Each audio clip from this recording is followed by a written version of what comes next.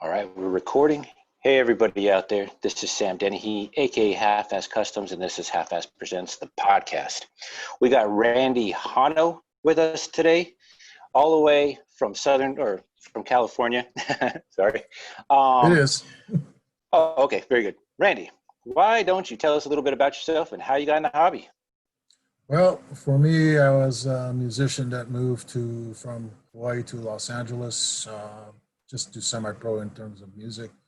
Work for a regular job like everybody else. In terms of getting into the hobby, I have to blame my son if you want to.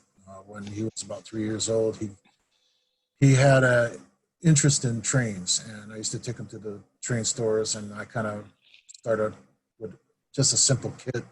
They had a special going on for some 187 Athearn kits, and I started building from there and kind of caught on the bug. It just went steamrolled one after another. From the kits, all of a sudden, I decided to join a few train clubs, like many do. I figured, why have a static model? Let's make them run.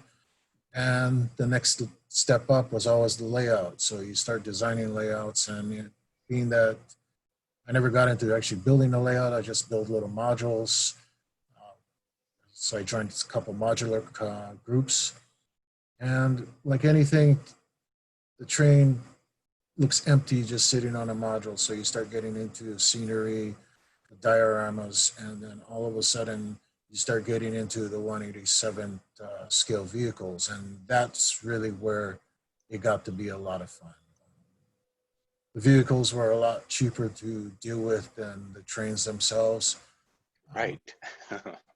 But the only problem was all the different eras that you get involved in. That's the problem about train modeling for me. I know others, because I used to go to prototype events and things like that. And those guys started circulating down to one specific day. Well, with 187 vehicles, you don't have to stick to one specific day. You can, I love classic cars. I also love fast cars. So you can stay in the combination of those things, even though they don't fit into the diorama scheme. All of a sudden, I got it out doing dioramas and just started building vehicles for fun. And one of the things I really got into vehicles first was building trucks. You see them on the road every day.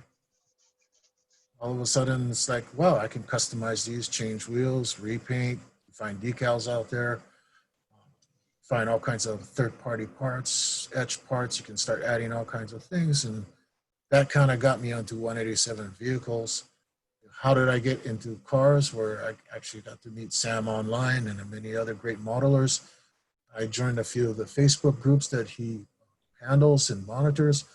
And all of a sudden, I never built any rat rods before until I met these guys. It's like, Right. what is a rat rod? You start looking it up. Neat, if you go ahead and start building things that are outside of what you're used to building. And in fact, I'm kind of envious of Sam because he built the DeLorean or what is it? Right. Back to the Future. And now I'm kind of Yeah. looking around for, I might have a DeLorean hanging around and I want to build one of those, not because of what Sam did, but just that. In fact, Sam beat me to one a project I wanted to do too, which was Ghostbusters, but I could never find that. What is it, a 58, 59 Caddy? I can't remember. 59 Caddy millimeter. Yeah, can't even find that on this. I've only seen it in diecast. And it Yeah, well, was Shapeway is the 164. only one that offers it right now. So is that what You you have to get in a 3D print. Yeah, and Okay. I just talked to the guy who designs it, and he finally, I think a few months ago, came out, like 2 months ago, came out with the hollow version, so it has an interior now. Oh, nice. Yeah, Would be nice if you got the characters too. Did you build the characters? I can't remember. I I contacted those people on Instagram, and then I paid them, and I guess they gave me a wrong email. Then I said, hey, it didn't go through. And they're like, yeah, we noticed you put the wrong email in. And so I sent them back the email they sent, and they said, yeah, that's wrong. I said, well, you sent it. So they gave me a different one. Then I paid for it again, and that was still the wrong email. And I said, Wow. look, you just did this 2 times in a row. What is happening? And they said, we don't know what's happening. So we will look into it. They never got back to me, but they're on eBay. And I'm waiting for the last transaction to get refunded to me before I send eBay the money, because it's the same Hmm. price and it takes the same amount of time to get it because it's coming from Indonesia. Um, so I think if it's on eBay, it'd be a lot easier for me to buy it because they have to have an account that has a valid email. Yeah. That's the only way you can sell something. So um, I'm just waiting for that refund, and then I'll have the characters. I'll wait for that. I'm looking forward to that. That would be really fun to do. Yeah, which is crazy too because there's on my Mel's Diner layout, I found some EL wire, electric. No, yeah, no, EL, EL. I don't know. It's some fluorescent looking wire that Hmm. works off of batteries or a plug, and I lined that with the outline of the Mel's Diner, and it really did a really neat job. But it's too thick to work for like the I was guns just that going they to have. ask you that. I was just going to ask you that. What about They have a laser wire fibers? now, which is 10 times thinner than that EL wire. Huh. But the problem is it'll work perfect, but it's like $120 for something this long. Ouch.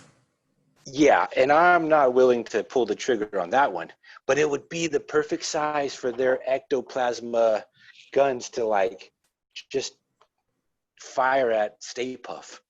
Any That's thought of like fiber optic fiber I optic don't know that wire? I don't Just know if maybe. it's thin enough.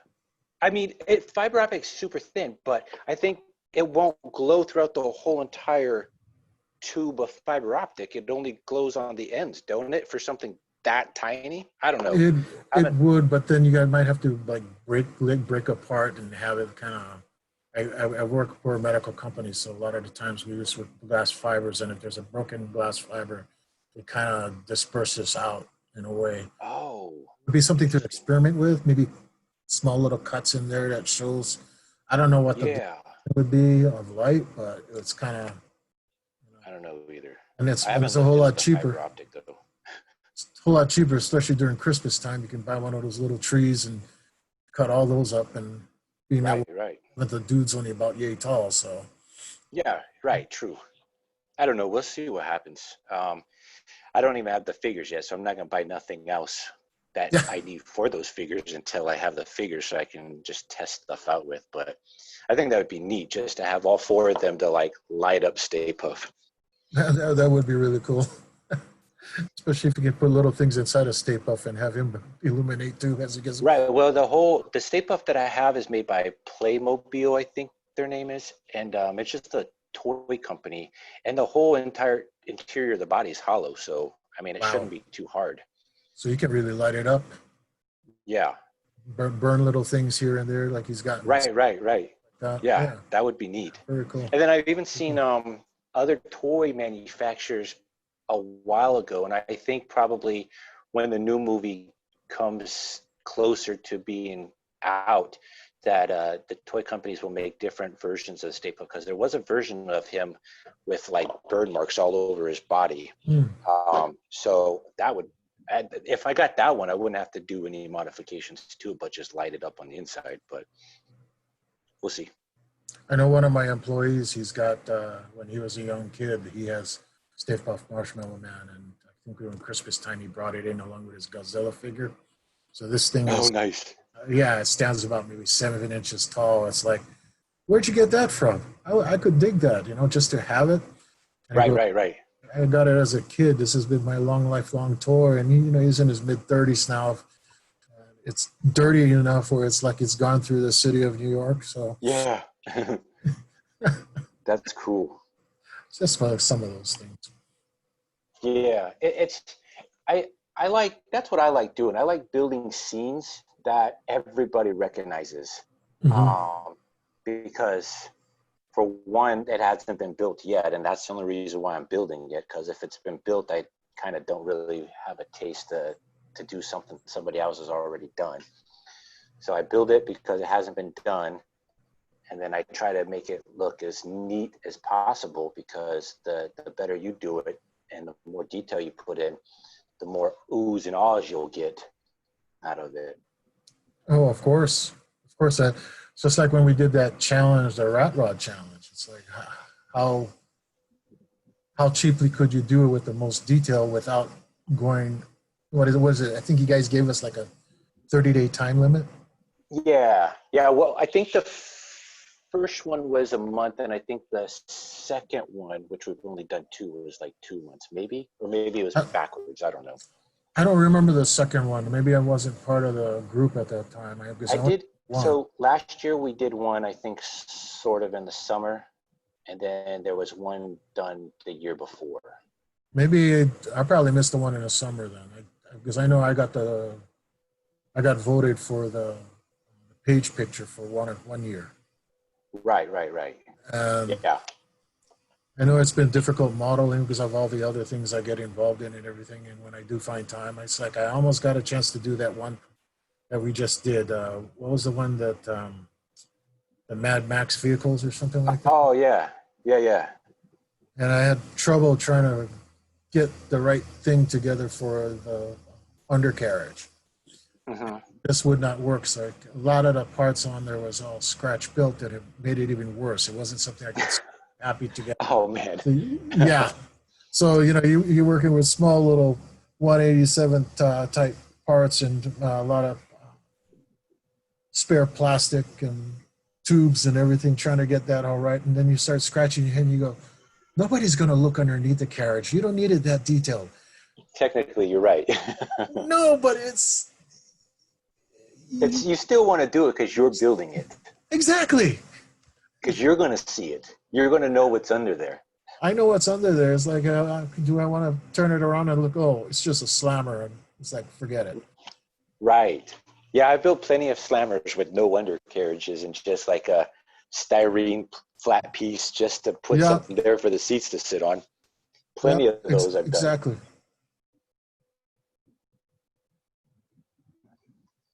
Uh, Give me a sec here. My son No problem. question.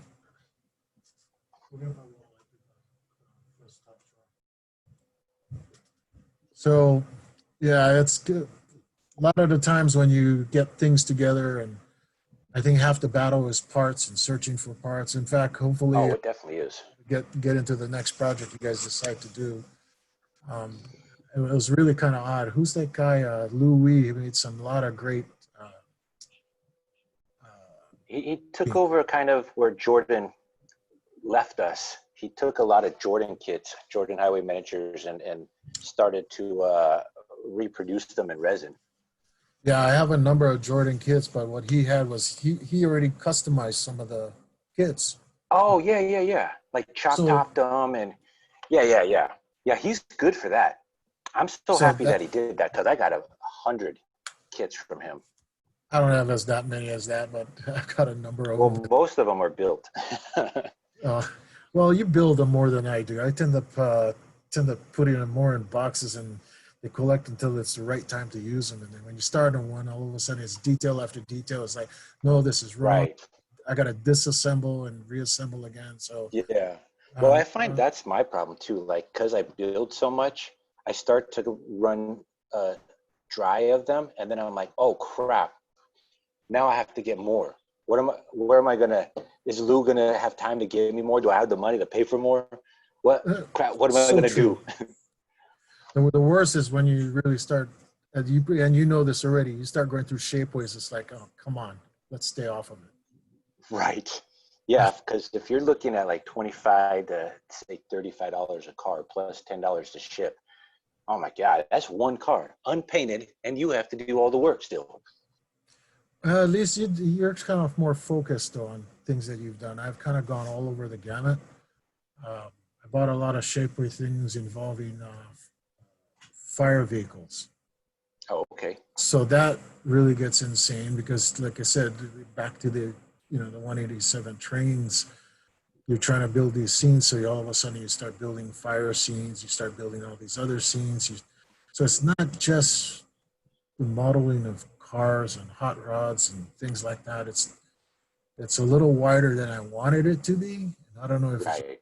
my mental incapacity to realize just stay in the swim lane. No, I do that. Don't feel bad. I've done that plenty of times. There's plenty of projects I've started and I'm like, I've gone way too over my head for right now. I don't even know how to finish this. I don't know what the next step is. And I put it on the side and I have no like time frame of when I'm getting back to it because it's I I had an idea in my head of what I wanted to go with and then it grew. And then it's like I'm lost. It's an inspiration, as you know. When, Yeah. when you get inspired and you're firing all cylinders for one idea, it's like you won't stop with it until it's done. Right, right. No, you're definitely right.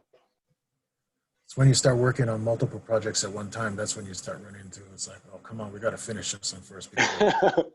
That's funny you say that because I was building my ultimate dream garage for my cars, and I got to a point to where I used black walls for the inside and the outside, and the lighting I use for all my dioramas is bright enough to light up anything the way I need it. But when I looked at that and I laid out the lighting, the walls are too dark to really make the interior bright like I want it. So I'm like, crap, now I need to get a whole second set of lights and maybe run them down by the bottom, or I have to figure something completely different out. And I was working at the time. It was like my work schedule is Sunday through Wednesday.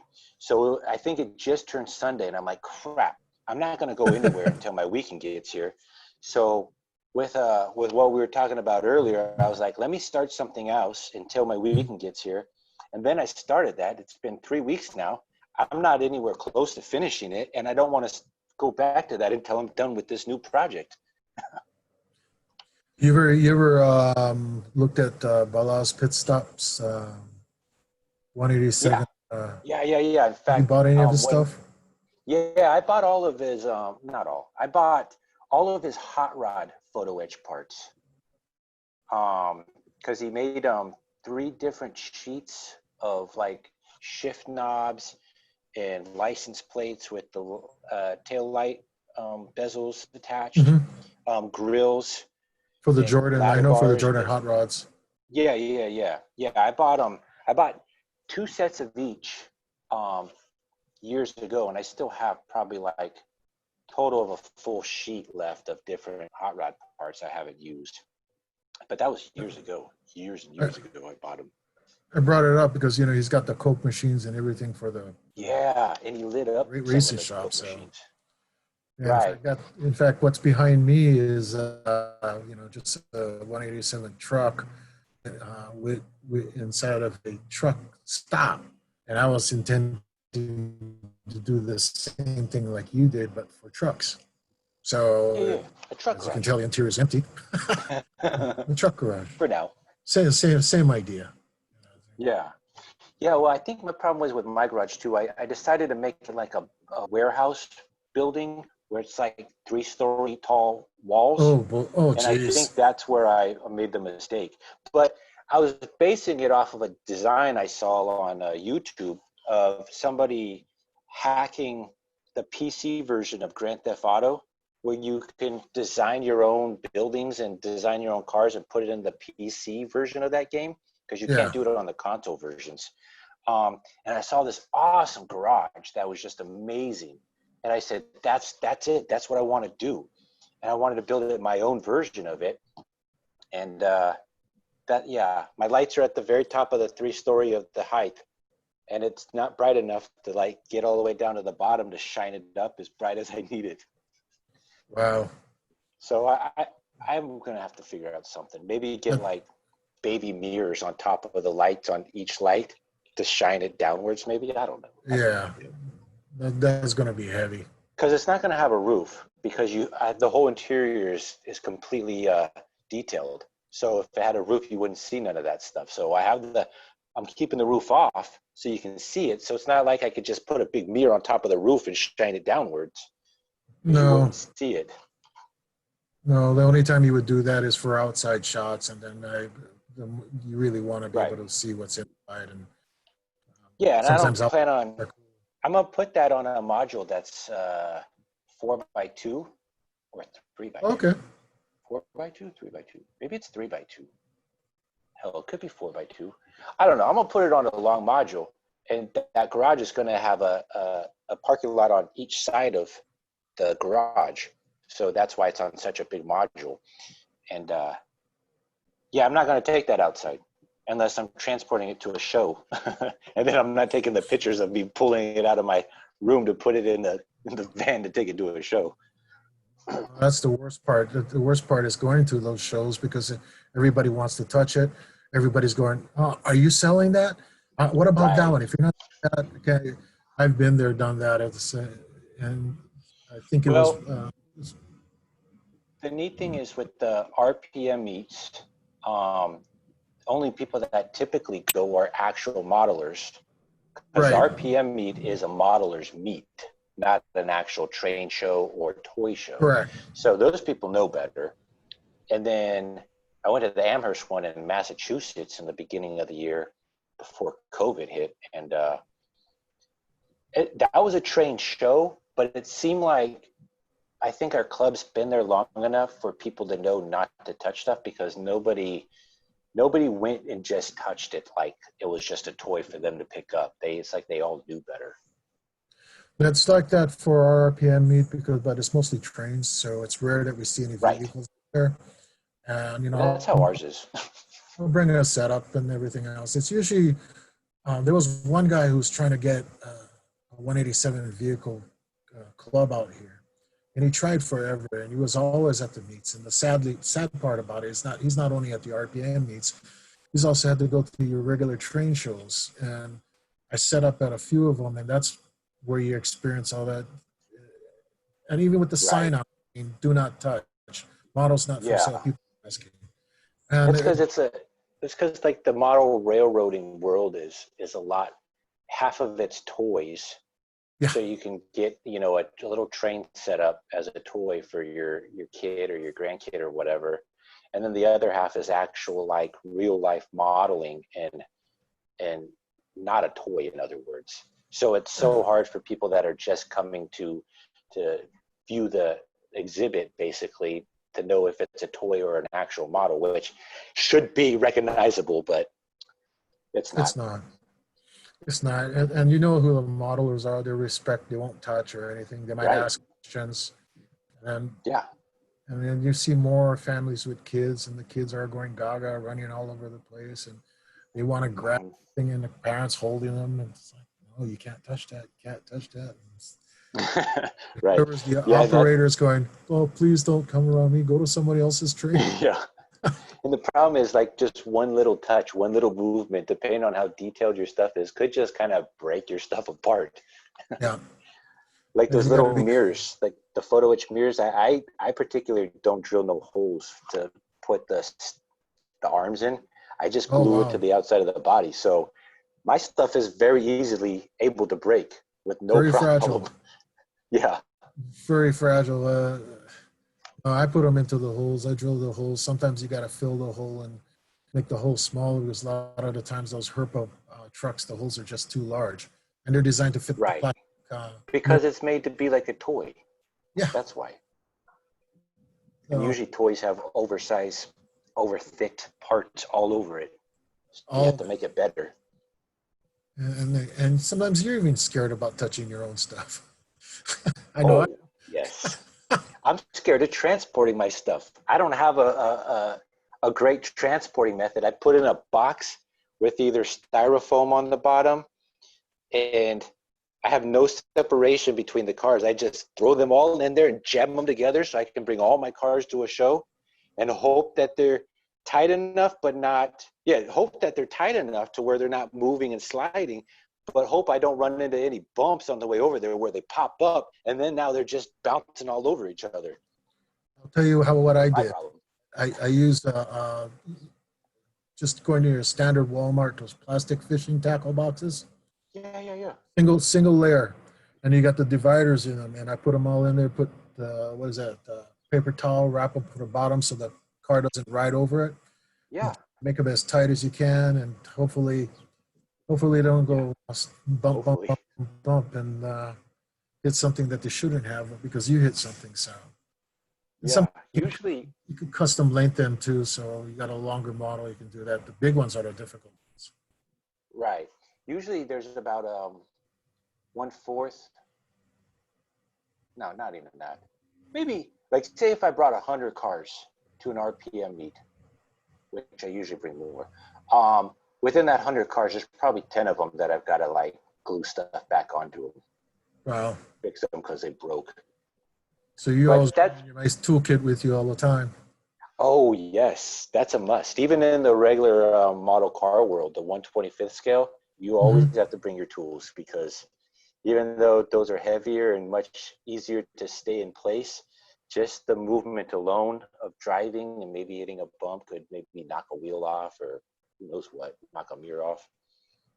So yeah, I'm always bringing tools. I got to fix it once I get to the show and fix it when I get home from the show. Yeah.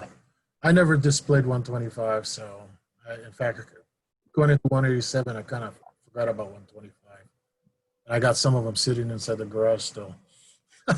Yeah. Well, back here in my garage display case, I've got a whole bunch of 1/64th and 1/25th scale in Oh, there. And I wanted that display case in my house, but it's a commercial display case, so it's bigger than the doorways. And I wanted it upstairs in my staircase. I have a hallway going this way, and then a U-turn to go up the stairs. No way it was going to fit, so it just has to yeah. stay here in the garage. Probably the only way you could get it in is you would have to disassemble it, and you don't want to do I have that. to cut in half, and I wasn't about to cut in half. I don't have woodworking skills to rebuild that thing. Yeah. Just tape it up, and then it fall apart later on. Just follow the KISS method for that. You're fine.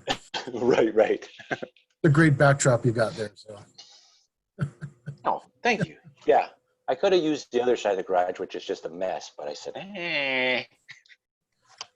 You have any other So, ideas for any future challenges and stuff like that? um, well, I would have normally probably already started the summer rat rod build off, but with the COVID, I figured at least a quarter of our 187 people are maybe out of work because of whatever Yeah. work they were doing. So I didn't want to start a build off and not allow everybody to be able to join if they had the money to join, because some of these people don't have the money right now, and I don't want to do that. And then I didn't think a build off of any kind would have been maybe thoughtful or smart with what was happening, because more Hmm. people are trying to focus on their families and their health than, Right. you know. So I didn't want to do that. But yeah, once, and unfortunately, with everything getting canceled still left and right, and the COVID lasting longer in the second wave, and some states are bringing up more and more cases like crazy. I know our state is one of the leading states in cases in the country because we did our second wave of well, I guess our first wave of opening, but they call it a second wave. I don't know. And with that, it's causing a lot of people to catch it. So I'm thinking it's going to honestly last till the end of the year. And so I don't think anything I'm going to do this year until we I, until we know that everything's gone, everybody's started to get healthy, and we don't have risk of catching it. So there's nothing to continue to need to get shut down, and vice versa. I know for our state, what is it? This weekend it's all shut down and everything else. So it's kind of Yeah, those things where they shut it down for the July 4th weekend. We also have an uptick. In fact, a couple of counties that normally never thought would get shut down, they got shut down. So they kind of wow, the biggest fear was that everybody would run to their county because yeah, their county shut down. right, makes sense. I mean, everywhere you go in Southern California, you're driving to another city, and they're all connected. So why wouldn't you go? You in one city, you might be only 10 minutes from the next city. So why not? Yeah, You know. So it makes sense. let's go clog it up over there instead. Yeah, right. Well, it's crazy because you see, not trying to get political, but you see all these people protesting on the news, and then you see them without their mask, and there's like 100 people all standing next to each other, and you're like, you really think you're not going to get it? You really think it's not out there? Then fine, go ahead and protest, do what you want to do. When you catch it Hmm. and get sick, that's your fault. Oh yeah. Without getting into that, working in the medical field all these years, getting close to 40, wife was a nurse. Wow. We've seen a lot of that stuff. And not necessarily this, but Right, yeah. a No, lot of and then stuff you've that heard is of kind of, it. You've had, yeah, I mean, as a nurse, she had to like study stuff that deals with diseases and flus and all kinds of weird, crazy stuff just to be a nurse. So, yeah, she knows more than we do. and then she's tied to all her nurse friends. And me, I work for a medical manufacturer. So, we follow everything, got to follow the CDC. Anyway, we're getting off topic, but, it's Right. kind of, that Well, could be if we want to tie those two together, we can just talk about 187 scale ambulances and service vehicles. And well, then it's all of the same topic. yeah, in that regards, I have a few ambulance vehicles I tried starting. The only problem I have with those is that I see some of these guys and they got these nice lighting kits, and Right. I found a couple lighting kits, and it was like, well, what's the right pattern? Where am I going to put it? Yeah. Am I going to do an ambulance that's a real live ambulance, or for a fictitious company, which is, or I would prefer to do. Then if I do fictitious, you got to go design your own decals, have one of the guys do the decal. I mean, I have one of those, I forgot what those printer names were. I almost feel like selling it because I haven't used it for a long time. I figure I could use the profit for something else because somebody would want it. And it's harder to find the ink, the dye sub cartridges for it. Yeah. I used it for a couple trains that I made at my own fictitious train company. So, you run into that. And you remember I told you about me getting into fire vehicles and all the apparatus from shapeways and everything. That also, it was all really for fictitious. I ended up accumulating a lot of that type of apparatus, and a lot of the apparatus, I would do the research by looking at, so where am I going to actually focus on? I'll focus in on the wildfire, California. I'll make a fictitious town that's in the middle of BF Egypt in California, where, Yeah. Which is what Hollywood does.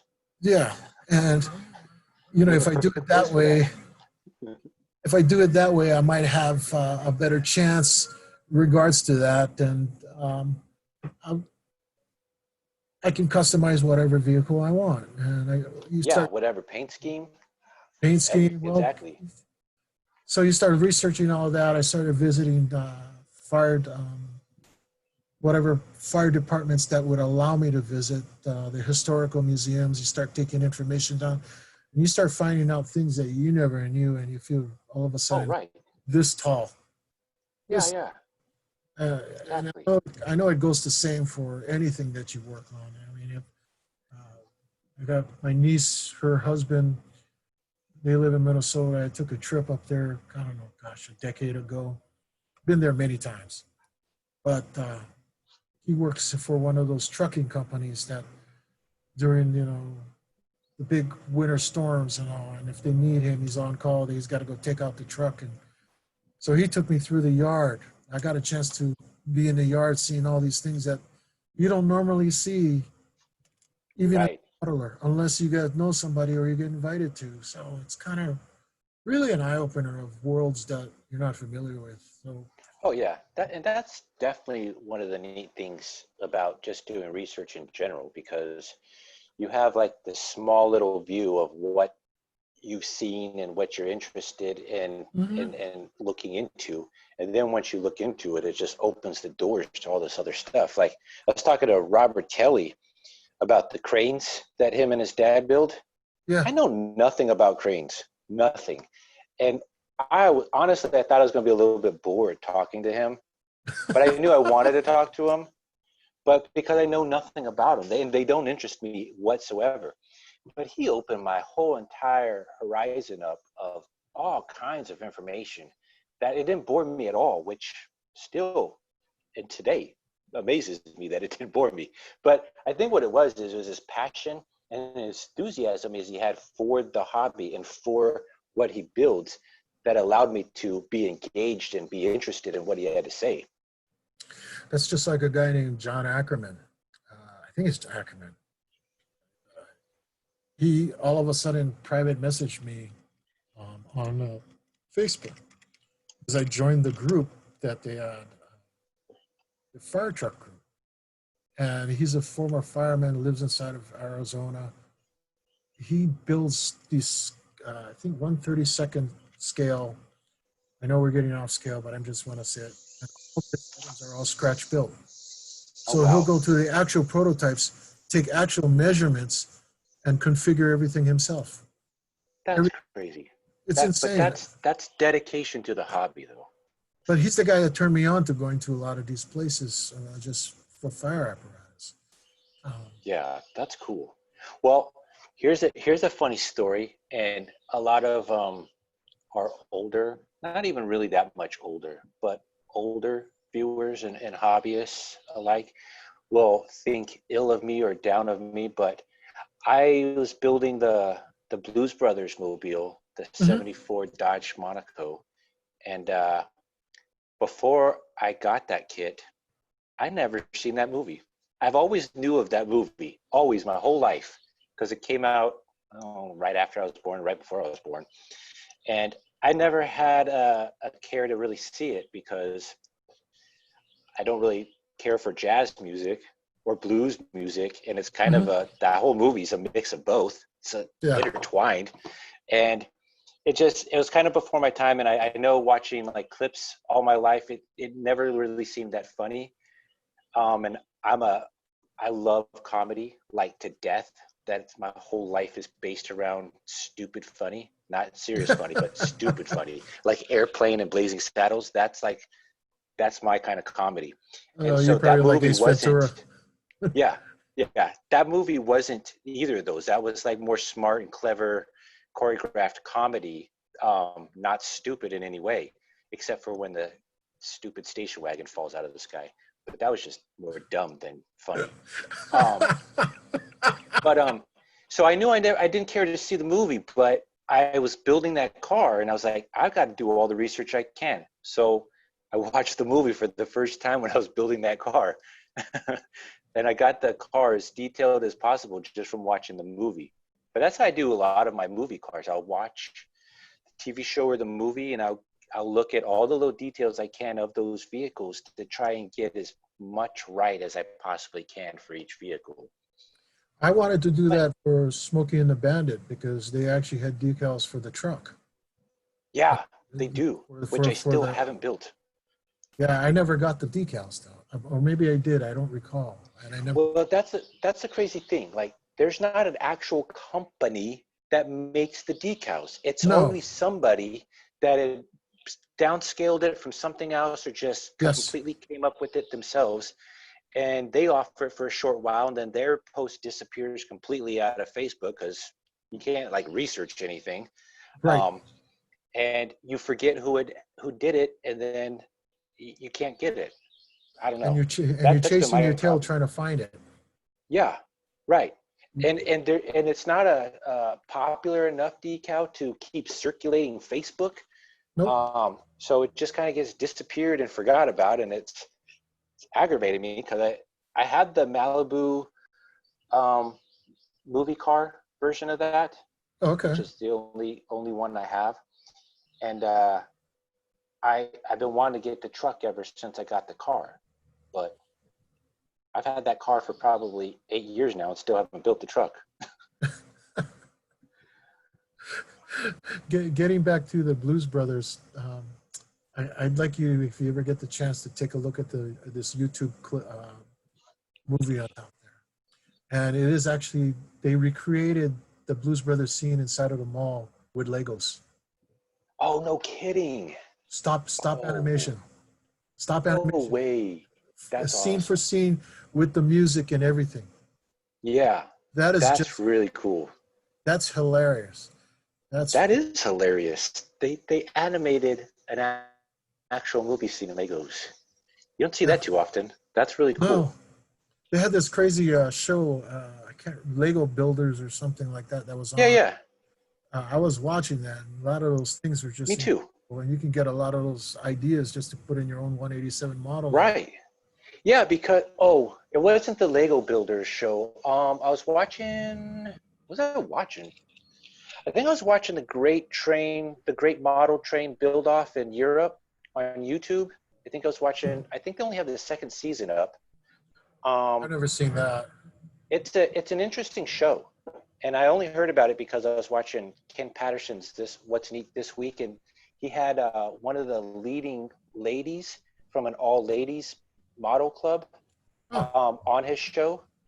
And I was like, great model build off, railroad build off. I'm gonna check it out. So YouTube has like a full season of the second season up on YouTube. And one of the people were talking, they do like the little background of their club and they're okay. like their home base layout that they all meet up at and build. And one guy made whole entire train station, probably, I don't know, 3 feet wide by maybe 2 feet thick or maybe a foot thick or something. I don't know. And the whole building is made out of Legos because they wanted to use these big, huge, like, it's in Europe. So figure Greek stone blocks that are Yeah, probably in real life, maybe like 5 feet by 3 feet bigger or something. I don't know. yeah. I have no idea. But they used the Legos to emulate that brickwork. It is Huh, such a clever interesting. idea. Yeah. Interesting. I know that in Europe, the weather was it that biggest railroad layout in Germany, Oh yeah, yeah. miniature road. The Yeah, Wonderland. that's it. Wonderland. That's incredible.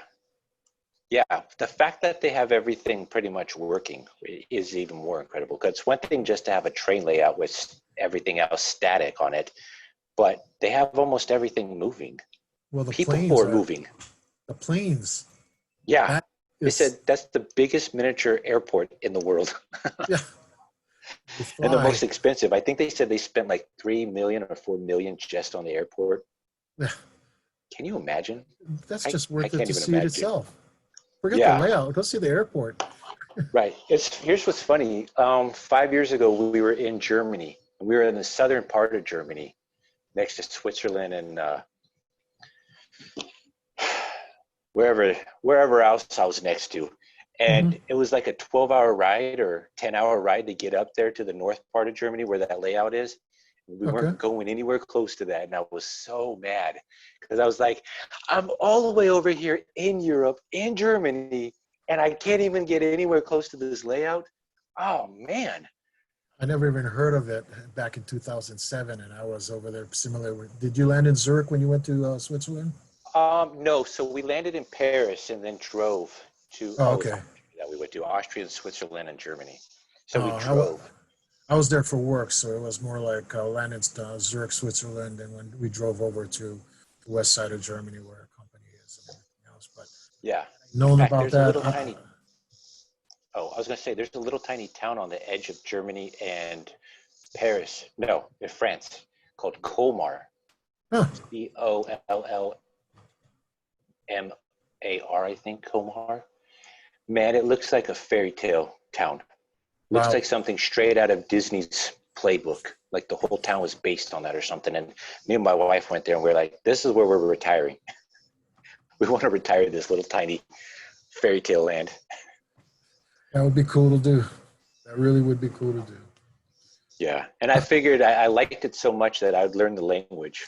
I don't want to, if I moved anywhere out of the country, I'd learn their language because I feel it's your duty to do that. It's not their It duty re- to learn the language you know. It's your duty to learn their language if you're moving to that country.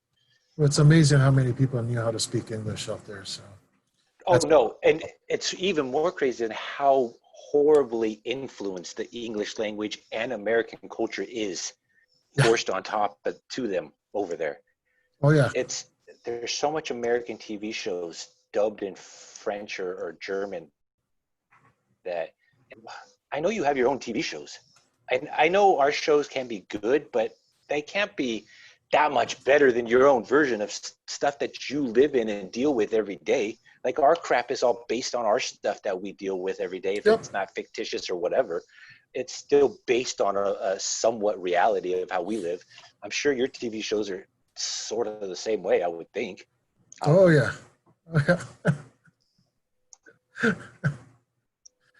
So how do you build anything outside what I've seen on top of the post? Because Um, a lot of slam. so that project I Um, told you I was working on that I don't want to stop until I finish it is the 125th scale car. uh-huh. I'm building a lowrider out of a 64 Impala. Okay. Uh, Now that's why it's taking so long how because much it's detail did you bigger. put into that one? Um, so in the model car world, I'm going to use terms that they used. I opened everything up. So I cut the doors open, cut the trunk open. The hood was already open. I bought some photo etch trim and grill and stuff for the grill and all that. I've detailed the interior by using flocking for the interior. It's just, Hmm. it's almost like the static grass, but I've a lot used it. smaller. I've Yeah, used it. it's, I can't stand it. yeah, It's right, all over the yeah. place. Oh, it totally does. And there's no easy way to use it so it doesn't get all over the place. No, But I'm and using it's hard to flocking clean for the up. interior, and I've put bucket seats in the back as well as the bucket seats in the front because it's a super sport model. I've detailed the whole engine, so there's plug wires, there's uh, brake brake booster wires, there's battery cables, there's brake wires going underneath the car to each brake pad or each disc. Each cylinder. Yeah, and then it's got hydraulics, so I plumbed the hydraulic tubes from the back of the trunk to the each cylinder Do you got the for all four motorized stripes. hydraulic in there too? No, it's a static model, just highly detailed. I don't even in the small scale we're doing. I was talking to one guy about the next step is to do everything RC like that Wonderland did, Yeah. and even I don't think I care to go that far. It's neat. I do admire it, but I've been building models for about 30 years and they're all the same way. And I don't really feel like going into the RC world. Like What about I know, lighting packages? yeah, because I know the big thing in the 125th scale for the lowriders is to get them to hop and to get them to do all the dancing and whatnot Right. and three-wheel motion. And it's as cool as I think that is, and I 100% admire it. I don't really need any of my cars to do that because all my cars just sit in a display case like this. So it's not like they're going to be hopping in there. I mean, I don't play with the model car when I'm done building it. It just sits as a display, just And like you're not, all my cars sit as a display. you're not making a Hollywood scene where they're going down Sunset Boulevard, hopping up and down. Right. And even my Hollywood backlot, it's a static scene. I'm not going to motorize anything in it.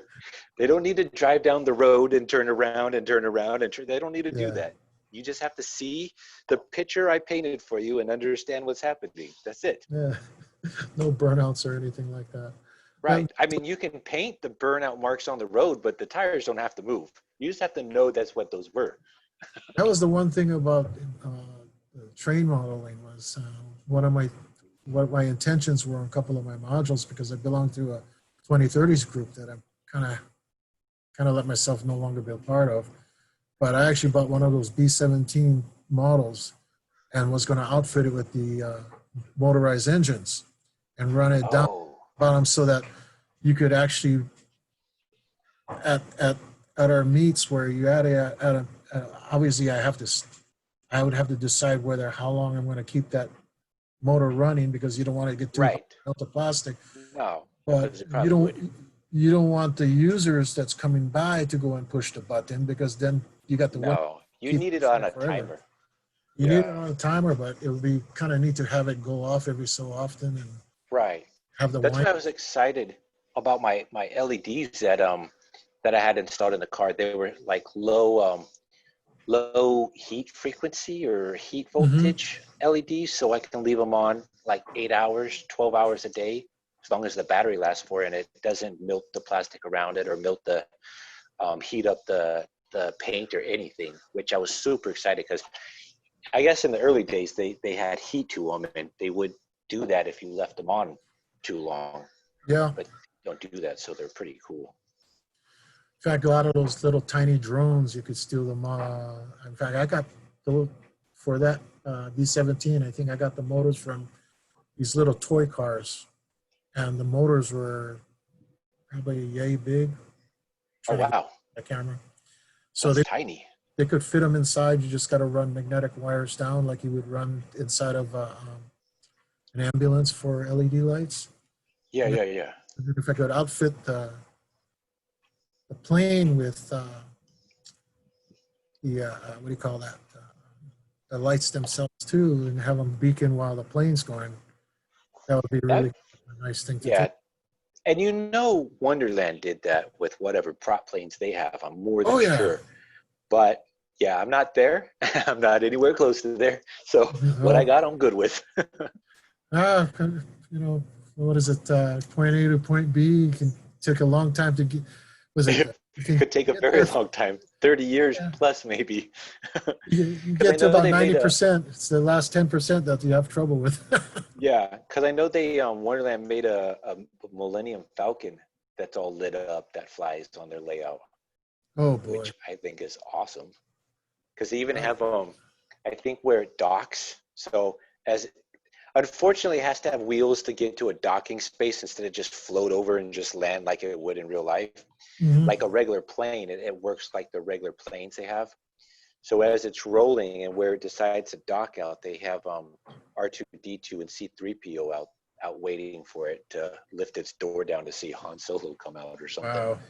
I don't think Han Solo comes out, but I know the door opens so you can see the light shine from inside of it, and C3PO and R2D2 are right there where the door opens. Makes you wonder if Wonderland thought about doing the DeLorean for Back to the Future. They did. They got two of them. Oh, Really? so I don't know if they use the MPE DeLoreans or if they used their own 3D printed one. I don't know where they got them because I haven't been there to like analyze it and diagnose it.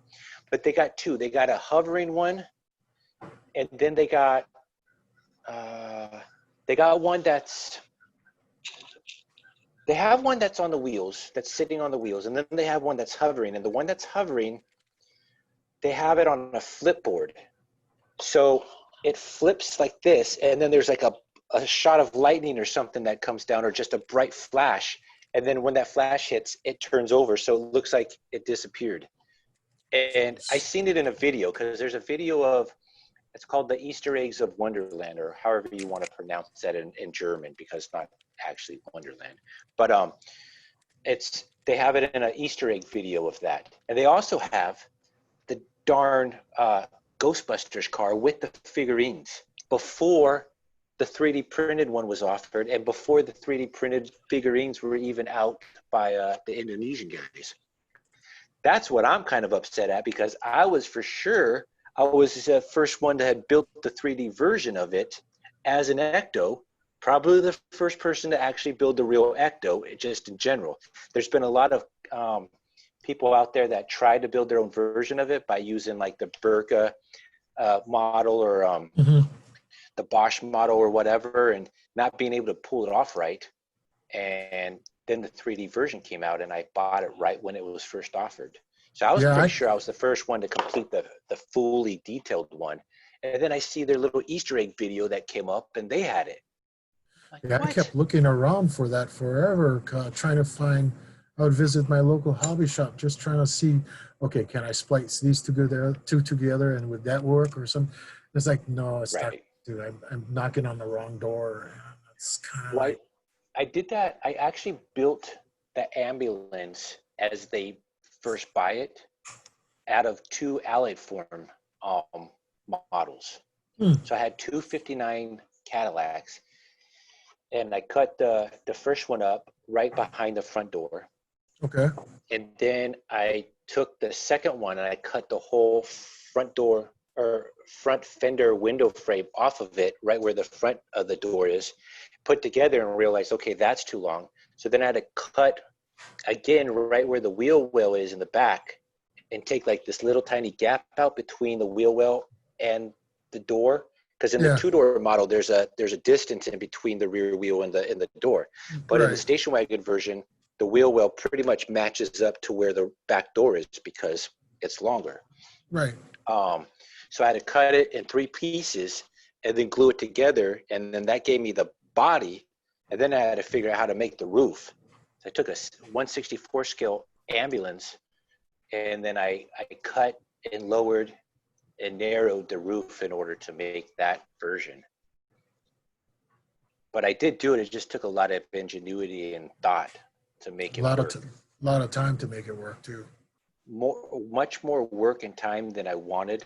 And so when that 3D version came out, I was like, I'm getting it. Yeah, in fact, I haven't gone to that site for a long time. I'm afraid to. Well, I tell you what, man. In my history of uh, side videos that I do, the Huh? second video I did the Ghostbusters car, and I put a link to Shapeway's link to that Ghostbusters car. So it'll be a lot easier to search it if you just have a direct link to get to it. I have the hollow body one, not the one with the interior. Okay.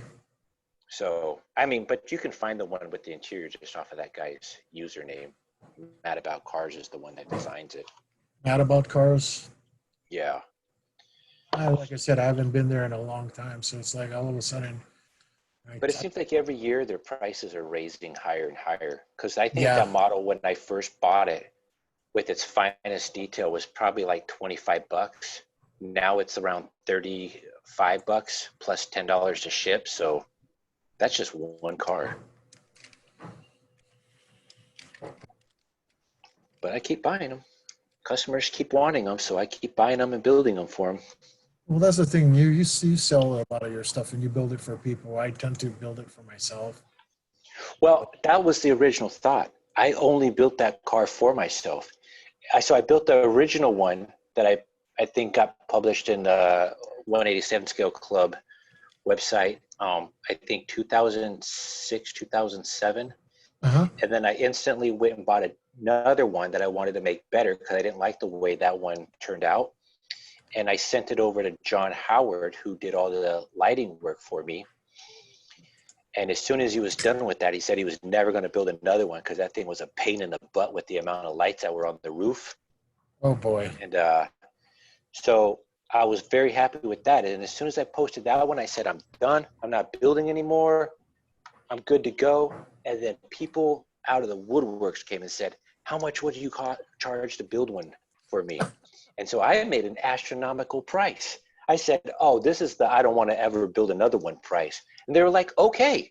So I'm like, oh, crap. Now I have to build them. But that's and I only offer to sell the one from the video game version. So it's the Ecto 1B, which you can only see in the video or in the video game. Because it's not the one from the first movie. It's not the one from the second movie. It's only the Yeah. version that came in the video game. And the one Because that Shapeway only offers that roof rack version is of the video game version. Because I think maybe Mad About Cars didn't have the rights to get the other roof rack versions to make that car. So maybe he didn't need it for the video game version. And that's how he got the design from it. I never talked to him about it, but I'm assuming that's what it is. So when I built, I think 15 of them, 15 or 16, I was like, dang. well, I'm going to go build the one from the first car, which I've never built, or first movie. And then I'm going to build the second movie car, which I never built. And when I built those, I told East Coast Circuit, look, the second movie car, you're going to have to do your research to look at all these lights. But whatever it costs, just do it and I'll pay for it. So I asked them by the time they were done if that was the most lights they ever put on a model. They said almost, but not quite. In that car, just in the grill, so you got 4 headlights. Yeah. Then you got 2 blinking spotlights, I want to say, or indicator lights. I don't know what they are. Then you got an orange pulsating light next to the driver's side, blinking light. Right. Right. And then you got 4 fog lights. That's 11 lights. 11 lights just on the grill. That's not even the rest of the car. So that's a lot of lights that they did for that second movie car. But yeah, I'm not building the first one or the second one again. I've got them. Good.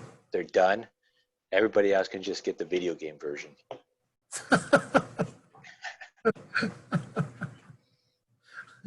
That's But just, I don't think anybody really seems to know the difference because when they see it, they love it anyways, and they're just happy to have a Ghostbusters car on their layout or wherever they decide to put it. So nobody's asked me to, I don't like this version. Can you build the other version? They just say I want one. So I'm good with that. I think comes down to like what we talked about earlier about research. I mean, Right. Yeah. most And well, people won't most people research don't it. even know the video game one is out there. They don't even know there was a third version of that car. They just know that there I was didn't. one movie and then a second movie. Yeah. Yeah, exactly. And I never compared the two because I never really, it's not until you get the actual car that's like, okay, let's start taking a look at the detail. I think, Right. yeah, I think I kept always referencing when I was looking for parts was always the first car because those are the pictures that you can pull off the net more. And Yeah, and it's the most popular car because more people like that car.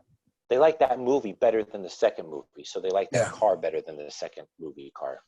But the second movie car is so obnoxious. It has more reflective decals on it, um, and the roof rack is twice as much as on the first car, which you think the first car has so much already, but it's got twice as more lights and twice as more junk on the roof to really make this car obnoxious and loud and out there. And that's why I built it. I actually like the second movie car better than the first movie car, but I like the first movie better than the second movie, if that makes sense.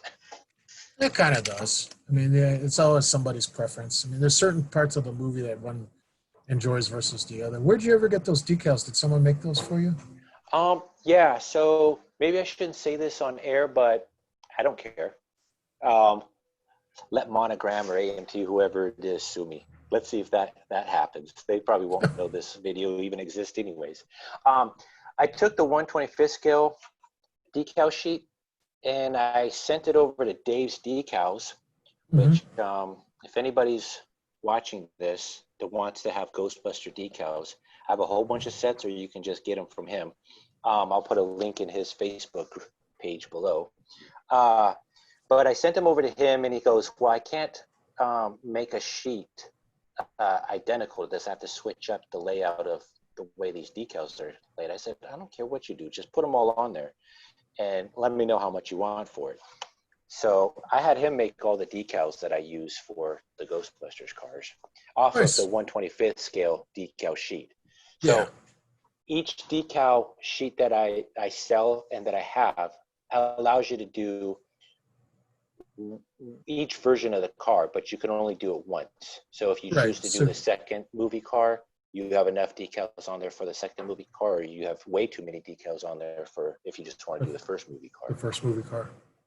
But it also allows you, if you wanted to make a different version of the Ecto, like just take a regular 70s or 80s station wagon, you can put the decals left over on that station wagon and make your own like individual club Ghostbusters car.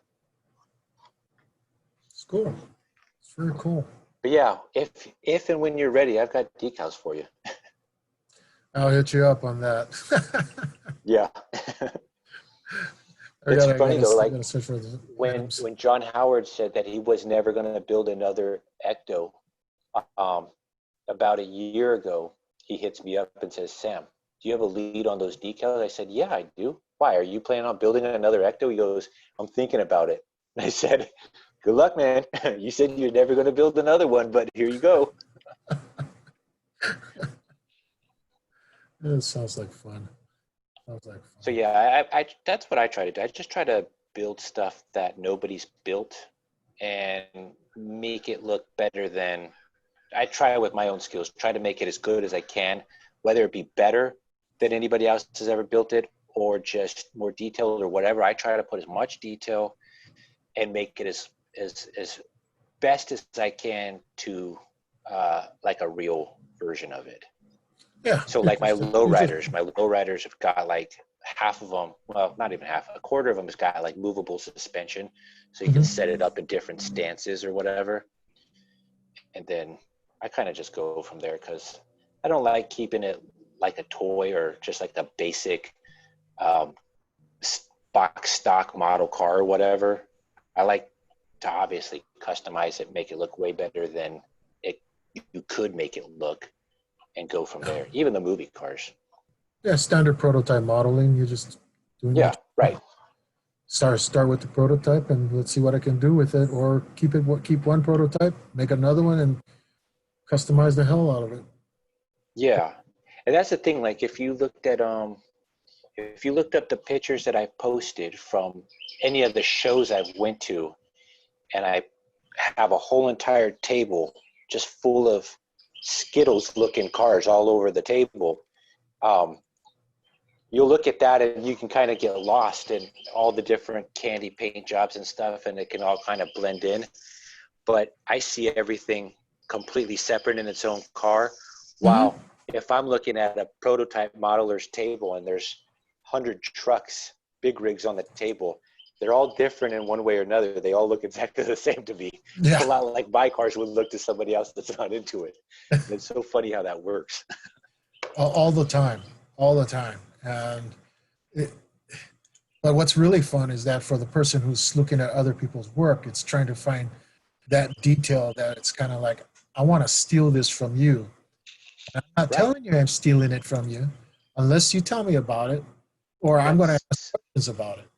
That's that the is so funny you said that, me. because only once so far has that ever happened where my influenced some, or my detail or building skill influenced somebody else to build their own version of it. So Bob Johnson put the newest gallery on the 187 scale group page, Uh-huh. or 187 scale club page, Uh-huh. and he posted my red 64 Impala where everything is open on it. And I took that link and posted on the Hot Rod Rat Rod group. And somebody from, I want to say they're over the pond, maybe in Europe somewhere, Okay. took I want to say it's a Bosch 59 Cadillac. And he did the same thing on his Cadillac. He opened the doors, opened up the whole front clip, which is the fenders and grill, and then opened up the hood opposite to that. And he said, I saw your car and I wanted to make my own version of it. And I thought that was so flattering. Like, imitation is the best form of flattery, they always It say. really is. It truly And that is. guy did it. And I was like, that is awesome. Like, nobody's done that yet for me to influence them to build their own version of it. I mean, in the rat rod world, I have the contest. So it's not like I'm building it and say, okay, build your own version of this. Right. You have your, I leave the door pretty much open for you to build your own version of anything, not just of one particular car. So he took my style and built his own version. I thought that was one of the neatest things ever. Well, I'm sure that there are other people out there that say things that other people do not realize. And Right. you just never know what uh, people are going to build. And they may not even Well, and tell. then, yeah, they don't even post it if they did build it, or they don't mention it if they did. Like, no lie, every single Ghostbusters car I've ever sent out all over the world, they've never posted once they got it and said, look, everybody, I got myself a Ghostbusters car. And Wow. I'm on so many different groups that the only reason they saw my Ghostbusters cars because they're on the same group. So not to post what they now have in their possession on that group, it makes me wonder, did they just pay for something they don't care about or don't like anymore? I mean, they let me know in a messenger like, oh, I got the car. Thank you very much. I love it. But nobody's posting like video of it lighting up on their layout if anywhere. And I'm thinking, Oh, why would you pay so much money for something that you're not going to advertise? You're not going to even show anybody that you have. right. I don't know. And for all you watching that had bought a Ghostbusters car from me, post it up. I'm loving to see it. But Let me see how you used it. yeah, where you put it on your layout? Is it in a display case? I want to see your collection. Show it. Speaking of some of the 187 things about doing prototypes, I took a lot of magazine photos, and one of the truck groups that I belonged to back, we had a couple challenges, and one of them was called the Northcott Challenge. So we all went to the local Hobby Lobby, started with a $5 187 bottle, and this is my creation. Dude, that's really cool. That's really cool. I like the rear So fenders. I like that you suicide open the doors. I like the I color. only did one door. Um, it doesn't Well, I matter. couldn't tell in that picture. You didn't say nothing. I wouldn't have known. I don't mind talking about that's that's the part about the mystery of making it all. It's in fact the only thing that's stock that's from the actual model was just a hood and a cab. And in fact, the cab was originally what do you call a sleeper cab. So I had to cut all of that, fill and cut, and make my own seats and everything else. And That's cool. That's what I did with the first rig I ever customized. yeah, Somebody was challenging me like probably 7 years ago, maybe eight, to build a custom rig. Not even to build a custom rig, just build a rig. They're like, all you do is custom hot rods and stuff. Why don't you do a big rig like the rest of us? I said, well, I'm going to do it the way I'm going to do it then. You're not going to see me build a stock rig, even though it may not be stock with all the aftermarket parts you can put on it. I'm going to build it custom and make it look cool. And they're like, just do a big rig. So that's what I did. I took a cheap little, I don't even know what company name brand that truck was, but it was like a $10 kit. And I took the sleeper off of it. So automatically it looked like the frame was stretched, which I didn't stretch the frame. yeah. And then I chopped the top off of it, just left the window frame, painted a candy blue with a metal flake with green and blue flames going all down the side. That was my custom big rig. Yeah. Well, that was So I like yours though. Yours is really, really sleek looking. it was an interesting challenge because they went up to the final days because of more of the paint and I think a couple of the items I had to let it settle down because I didn't paint it the same day. So the, the colors tend to, depending on the temperatures, they might not Oh blend yeah, very well. So it's kind of one right. of those things. In fact, finding the rear fender wells was a real challenge. I mean, some third party company, I don't remember the name, they were doing all the resin molds and all that kind of stuff. Yeah. I have a pair of fenders like that. I can't remember where I think I got them in a trade, thinking I was never going to use them. And then I finally had a reason to. Oh no, you know what? Mine are the same kind of fenders, but they're all chrome. Okay, Okay. that's what that is. So, what color is that paint job? This was one of those testers custom colors. I forgot the guy's name. He quit doing the colors for them. They had these, so it's like a metal flake purple. Oh, And okay. Boyd's paint. That's what it is. Oh The yeah, Boyd's I forgot paints. all about those. Yeah, that's a Those aren't Boyd's out no more. custom color. They're not known, and I think they stopped doing those colors and They everything. did stop. Yeah, But probably when that's he died. is that what it is? I don't know. Maybe because it dawned on me that until you said that, I forgot all about that brand of paint. And there Yeah. used to be them all in every hobby shop. Yep. There are small bottles, and you got to airbrush them on and everything. So Interesting. That's fire it so up, funny mix that it you up, said that. lots of undercoat paint, and then let it dry for a few days, maybe a week, and then do the master color after that. And Well, it looks cool because the way you took the photo, it looks like the fenders are sort of two-tone, like it has a pearl in it. So that could be the it metal is flake. it does have the pearl in it, the metal flake That's pearl. awesome. Which a It- lot of people in the non-custom world would have no idea what that is. They're like, what? It changes colors? well, Pearls? that's why What? I had to change the background. The background is just your everyday truck that you find a decal Yeah, that you buy and you repaint everything, detail it, and then all of a sudden now here you got a custom truck that it's right. something different Yeah, than what you I had normally a hard find. time. So I think I've done 4 big rigs now. And usually I'll just go and use Hot wheels, like the Uh-huh. 164 scale, because they end up turning out to be like a 30-inch wheel or something. And that's like a Yeah. perfect size for a thin tire with a big rim for a big rig. Um, but I had a hard time going with the big rig rim and trying to find a super low profile tire. And I mean, like, I know Birka or Bosch makes big rig thin tires, but they were still a lot thicker, like wider than I wanted the tire to be. I wanted to be super thin. So I couldn't find what I wanted to work, so I ended up just using Hot Wheels wheels. I have some of those that I use too. It's one of those incomplete projects with the Hot Wheels wheels because they look really cool on certain ones. Yeah. It really depends on what you're going to be using it for. So, Oh no, definitely true, because not all those wheels look good. In fact, most of them don't look good, especially for our small scale, because they'll just look way too big. But if you can find the right Hot Wheel and then the right project and match them up, they can look really cool. oh, totally, totally. I did take an RPS dually, and I used a big rig, one of the bigger rims on the big rig side of rims. And then I found a Hot Wheels tire with the red wall, Uh-huh. thin red wall that the big rig rim would fit into. So I gave it sort of like a little lip, like a deep dish, but not much of one, very subtle. And that combo worked out perfect.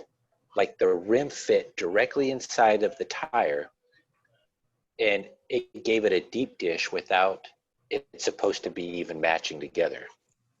And that was one of my most popular RPS trucks. I still have that one. Uh-oh, I see custom Merc. That was the one that I won Yeah, the page with. So that's cool. that And you was an know, the cool interesting thing one. is it's subtle, but you can see all the work you did. Like you did the outline for the doors, which is important because most time that gets missed. And you did the chrome bumpers and the grill. You got that nice candy shiny paint. Like I was trying to find it. It was really cool. The chrome stuff was. You ever heard it? You've heard of that Moloko pens, right? Oh yeah, dude, yeah. Come on now. Ever since that came out, I've been using that solely. Yeah, I that's what barely it ever is. use bare metal foil ever. So that's all that. It was one of those models. I can't remember the name of the company, but there was a lot of cutting to do in terms of chopping off the massive bumper on the front and separate the Right, bumper. and it is massive. But even in the 125th scale, it's a big bumper. It's a big bumper. I even was going to try to chop top this, but being a metal Oh, model, it's no, too rough. is that the Alloy Form one? No, it's some other company. They actually, the model actually is like about $12. Oh, Like okay. the fortunate part was all the parts on it are pretty much stock. So all I had to do was just your standard, lowering of the chassis, and Yeah. in fact, instead of lower the chassis, you just change Right. the. Yeah, you just put the tires up into the fender wells higher. Yeah, exactly.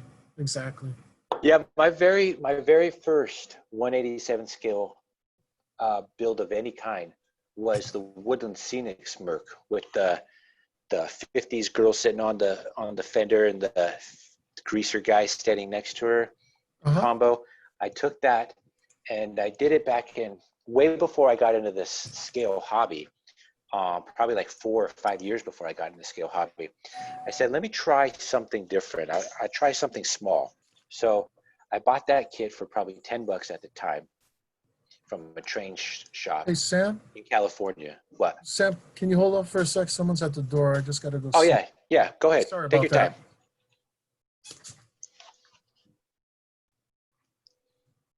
Well, I'll just go keep on talking to you guys. And then I'll repeat it once he gets back. Just kidding. I'm not going to do that to you guys. On a side note, for all you listening, like, subscribe, and comment on all these videos. It lets me know that you're watching it, even though I can see the amount of views, but it shows, even if it's a bad comment, tell me how much you hate it. And that way I Sorry. can tell you, that's okay. I was talking to the audience that isn't listening at the very moment, but will be once this is uploaded. I was talking to myself, in other words. Anyways, let me get back to that real quick. Hold on. it lets me know that you're watching it, because if you have something bad to say, at least I can see that you watched it. If you have something good to say, it tells me the same thing. But you could have watched this and not actually watched it. You could have just hit play and stepped away from your phone or your computer and then let it play out till its end. And I have no idea that you actually watched it. But if you comment, I'll know you've seen it.